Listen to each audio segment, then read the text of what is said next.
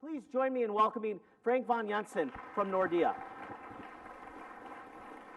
So if I could just start, Frank, just by asking, can you tell us a bit, what should we know about Nordea? And also, you are the CEO.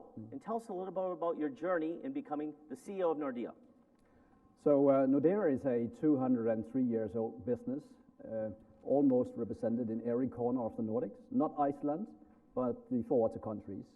And we serve sort of like all sort of clients, 40% private clients, 30% SMEs, 20% of the largest corporates in the Nordics, and 10% that is like investments and private banking. And we had some, banks in Europe has not been as successful, at least if you compare with previous, sort of like now we struggle a bit in the US, don't we? But so we were struggling a bit 4 years ago. Negative interest rates, investments in IT, customer change behavior, technology makes a difference, and we have lost a little bit the sort of like the sight. So I stepped in as a CEO, came from a divisional head and former CEO of another bank, and then we started to deliver why we are here, and that is to enable dreams and aspirations / for greater good. And that greater good is key to me. That's our purpose, right? And it sounds as corporate nonsense, but when we bring it to all 30,000 people in the organization, you can really move mountains. And I think that's the essence of the Nordics. Quite few, 27 million inhabitants, right? But still the 10th largest economy in the world. And things are happening. So I think we brought Nordea back to the roots in some way. And it has paved out well. So now we came from behind. And 4 years after, we are in probably the most profitable bank now in Europe. So that's what it was a little bit about the story. And if I could, with your strategy of Nordea, because you talk about sustainability at the core of everything you do. And what does that mean? Yeah, that's very easy to say, right? And there's a lot of corporate nonsense, out there about sustainability. But think about a bank. So why do I sit here? Why is it interesting? I don't produce anything. I'm just a banker. I receive deposits and hope to keep them, and then I lend them out, right? 3% of our emission, that is our direct, emission, coming from our locations, our, computer centers and whatnot, ITs, and so. 97% of our emissions is the indirect emissions. So what does that mean? We have around 10 million customers in the Nordics. So all our lending is going somewhere. We have built a lending portfolio for 203 years. And that goes to companies that have emission, right? They have an impact on the environment. So if we choose to support the right ones and try to avoid the wrong ones, we can make a super, super big difference. But that's easy to say if we were to start from the beginning. But we have, 10 million customers. So we will have to make them understand why this is important and then make them change and help them by change. And then we will have to commit to targets, which I have done and asked my team to do. So we have gone public. I think we have the most ambitious targets in Europe, being, of course, net zero in 50 and roughly half of our mission in 30 from lending, internal, and all our investments in our asset management company. That's one of the leading ones in Europe as well. And just think about it. That means that we need all our clients basically to adjust and transform as fast as we have committed to, according to the Paris Agreement, up until 30 and from 30 to 50. That's a quite steep mountain to climb. But after 19 to now, we're down by 20%. So it has started well. I'd like to dig in that a little bit here, but first I want to let the audience in. Here's a dirty little secret. So Frank, of course, is the CEO of a major corporation, and like every major corporation, there are people around Frank that give guys like me questions that they want to ask Frank. And I have these questions here. And before Frank said, come on, let's have a little bit more of a conversation here. And I just wanted to dig in just a little bit further, because I think this is so important for a bank, and I don't hear a lot of banks or see a lot of banks doing this, and that is The emissions of your bank are relatively small. A bank doesn't have that many emissions, but your customers who you lend to, they've got a lot. Could you expand a little bit on here? This is Scope 3 emissions for those of you who are in the nerdy space of that. How do you practically go about doing that? You're going to say no to some folks that maybe you would have said yes to in the past. What does that look like? Yeah, but it looks like first of all, it's, remember we have a quite significant cash flow. We have a lot of owners, 565,000 owners. So we listed. We have to create value, right? So you don't go out and say now you kill half of your business and then restart, right? Yeah. So you think, how can you do this in a way that is sustainable, it's long term, it will create an impact. And first is you will have to start to get the organization to understand why and then what. And of course it connects back to our purpose. We enable dreams and aspirations / for a greater good. What does a greater good mean? That is about who we are and who we want to be and what responsibility we have in society. And when you are getting the organization with you, then you start to work with the clients. And some are very easy. So we have some of the finest companies in the Nordics that are super green, right? They're very easy.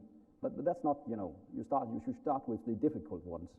And the difficult ones, of course, have good reasons, and some have sort of like a little bit weaker reasons. And there we start to help, right? So it is about our offering. It's about helping to understand. It is about pushing a bit, stimulating, and most of them understand, and many of them have their own plans, and some don't, they just basically just have a different opinion. And then we agree about, then we disagree, and then they probably have to find somewhere else to bank. And with that, then, you're indicating now some of the challenges in the transition. Can you speak to those challenges in the green transition? But the challenges are many, right? So, and I think usually the best way to do things, at least in my simple mindset, is to chop up the elephant and start somewhere, right? And then get traction. And many clients that are investing want to just have sustainable products. And it's actually quite interesting because sustainability and sustainable products is very often the ones that you buy when things are, going very well. You feel wealthy, you can afford it. Then you get a crisis, inflation, you have a little bit less money, and you're a little bit more cautious. What then? This time, actually, the sustainable investment products, and that is 70% of our investment capacity. We have roughly 400 billion investments. 70% of these are today green, right? That's a lot. And now they're sticky. So we don't see any change in customer behavior. So that's one. The other one, of course, is the lending, and that is to work with our clients, help them. We have sort of like, products that are carrying a little bit smaller interest rates if you do something with your house or investments and whatnot. And then we have the bond market, which help us also with the discount. And then it's basically about who we want to bank with. And when you tell the customers that this is our aspiration, this is why we're here, and we want to team up with customers that are sort of like having the same aspiration, most of them actually like it and do it. But we have a lot of lunches and coffees and discussions and whatnot. But the train is leaving, and it's not like petrol or what we call it an old-fashioned train. It's an electricity-powered train, right? Can you talk a little bit here about some of the metrics, some of the targets that you've put in place that you're driving toward? Yeah, first of all, I should say that sustainability is very much about sort of environment. To me, it's much more. Sustainability is about, as I said, who do you want to be? And sustainability is about this ESG, the S and the G and then the E, right? And of course, when it comes to climate, the E is key, right? But sustainability is also about how do we run our bank in sort of advising our customers, being prudent? How do we ensure that we didn't end up like some of the banks in the US and in Europe as well going bankrupt because we didn't have a long-term sustainable business model? How do we ensure that we have enough capital? How do we ensure that we have diversity and inclusion? Most of you know the Nordics, right? So small countries, 27 million inhabitants, 4 different languages. In Nordea, which only operates in the Nordics, we are 101 different nationalities represented. We talk 65 different languages. They don't work in the Nordics, but at least that is like sort of like employees that comes with the background, right? That is because we focus so much about inclusion and diversity. So there are many, many aspects about it, but of course, Talking Town is very much about, the E environment. But I think what we will start to understand now is the S, the social implication of what is happening in the world. I participated 1.5 days now in a conference with Microsoft about AI. That's also an ESG sustainability question, isn't it? So what will AI do with us if we don't, implement it in the right way? But that's a different question. If I could take a step back and ask a broader question. Nordea has been around, how long? Nordea's history? 203 years. 220 years. 203 years. 203 years. Yes. So a very many generations. Mm-hmm. We talk about sustainability. Clearly that time element so important. We're talking about future generations. Mm-hmm. Could you paint a picture of Nordea looking ahead here? What's the Nordea that you want to see, that you want to be part of building for that next generation? What does Nordea look like in 10 years, in 20 years, in 40 years? Nordea is and should be, and will be, an even stronger and more resilient business. Sustainability implemented in the right way will create a business that is strong, that is profitable, that is attractive to people, that is attractive to customers, attractive to investors, and highly profitable. And short term, you can of course avoid taking the hard decisions. Long term, you can't. So what it's about now is about culture, ensuring everybody understand the why, understanding that we can make a big change in the world, in our part of the world, if you can say so. And by doing so, we will continuously strengthen Nordea and make it even stronger. So we do this because it is the right thing to do. This is what we want, who we want to be, but we also do it because it's super good business. Yeah. And I feel that, so as an American who routinely goes to the Nordics and leads groups of American, primarily MBA students, but also others on Nordic study tours, I get a good sense as an outsider in how special that feels, where we need this sort of a view of businesses that see themselves as having a role to help be part of developing society. And Frank, if I could close with maybe a broader question here, thinking about the audience, many folks from Nordic businesses, and Nordea being one of the leaders in sustainability in the world, oftentimes on the Global 100 for many years in these sorts of measurements. Could you maybe hypothesize, why is it? Why are the Nordics global sustainability leaders? And would you have a call to action for your fellow Nordic colleagues out here for what we should be doing more of? What should they be doing? So why is it that the Nordics are the leaders, and a call to action? But I think it's about belief, right? It's about values.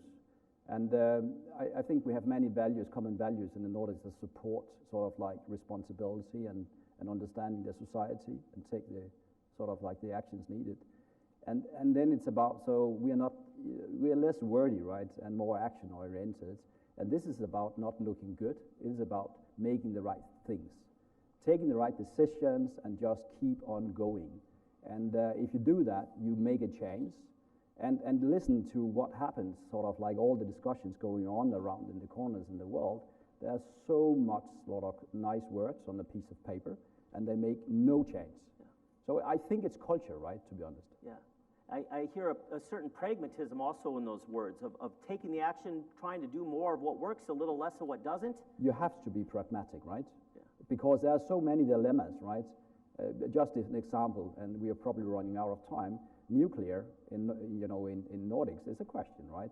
Yeah. Is nuclear green or is it not green, right?